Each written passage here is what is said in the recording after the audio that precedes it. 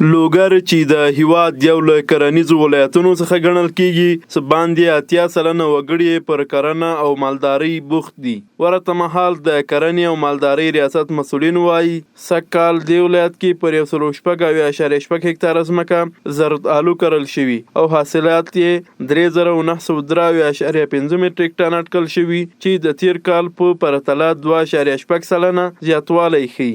الحمد تیرو کالو په نسبت باندې سږکال د لوګر ولایت د زردالو حاصلات زیات شوي دي.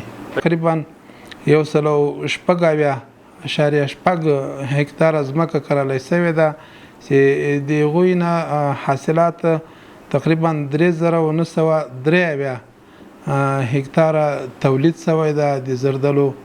بل پلو بڼوال هم سږکال لوګر ولایت کې د زردالو د حاصلاتو زیاتوالی تاییدوي او د یو معیاري او مناسب بازار د نشتون خبره کوي. زردالو خوب قیمت نداره، بازارم نداره. ما بریم در این سرک از اینجا ما میدواند اونجا، از اونجا ما میدواند اونجا، فروشات نداره. ما وزارت زراعت هیچ درختار حاصلات هر چیزی را مرض زیاد زدد، باید این برای اندازه چیز کنند، توجه کنند. زردالو خوب است، یک جریب تا 200-200 زردالو میکنه و امسال کمتون مرض زد.